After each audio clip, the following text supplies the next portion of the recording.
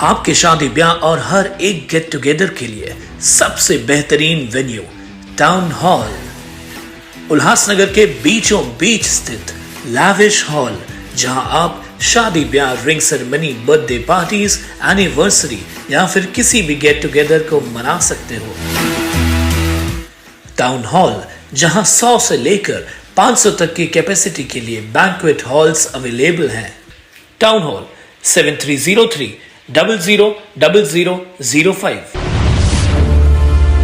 Town दर्शन news, समाचार ही नहीं विचार भी।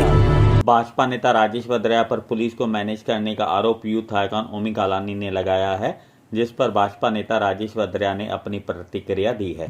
पुलिस स्टेशन विट्ठलवाड़ी से मुझे समन मिला था और मैं वहां जाके मेरी स्टेटमेंट देके आया और मैंने उनको कई सबूत भी दिए जो मेरे पास थे, और उन सबूतों के आधार पर उन्होंने मेरे विरुद्ध कोई भी साक्ष्य नहीं पाया। इसके लिए उन्होंने मेरे विरुद्ध कोई भी आरोप पत्र आज तक दाखिल नहीं किया है। ओमी कालानी ने जो रिकॉर्डिंग पेश की है, उसके संदर्भ में आपका क्या कहना है? उसमें मेरा आवाज़ नहीं है, मेरे से मिलता जुलता कोई आवाज़ उन्होंने किसी मिमिक्री आर्टिस्ट से बना के ये आवाज़ निकाला है। ये मेरा आवाज़ है ही नहीं। इस संदर्भ में और आप क्या कहना है?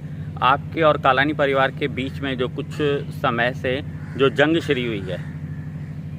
पहली बात तो आपके शब्दों के ऊपर ही मेरा ऑब्जेक्शन है। कालानी परिवार नहीं कहो, सिर्फ ओमी कालानी।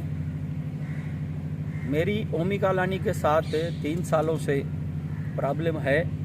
महापौर के चुनाव में उन्होंने और कमलेश निकम ने मुझे जान से मारने की, घर में घुस के जान से मारने की धमकी दी, जिसकी एनसी मैंने सेंट्रल पुलिस स्टेशन में करवाई है। उसके बाद मेरे ऑफिस के पास उनके ऑफिस का मुहूर्त था। उस समय पे भी उन्होंने मुझे जान से मारने की धमकी दी, और हाल ही में रोड के मैटर में इन्होंने कालानी स्टाइल में मुझे जवाब देने की, और पांडे ने मुझे मेरे घर पे पत्थरों से हमला करने की धमकी दी है। मैंने सभी मामले एनसी के तौर पर पत्थरों के द्वारा पुलिस में डीसीपी के साथ उनके संज्ञान पे ये सभी बातें लाई है। ओमी कालानी का कहना है कि राजनीतिक लड़ाई अगर 2 लोगों के बीच में है तो उसमें परिवार को इन्वॉल्व नहीं करना चाहिए, पर आपने अपने बेटे को आगे करके उनके खिलाफ मामला दर्ज करवाया है। राजनीति में अगर परिवार को शामिल नहीं किया जाना चाहिए तो मेरे बेटे को उनके व्यक्ति के द्वारा ये धमकाना और मैसेज देना कि अपने पिताजी को कहो 50 लाख रुपया ओमी कालानी को पहुंचाए, वरना तुम्हारी बिल्डिंग तोड़वा दी जाएगी, तो इस बात की शुरुआत उन्होंने की है।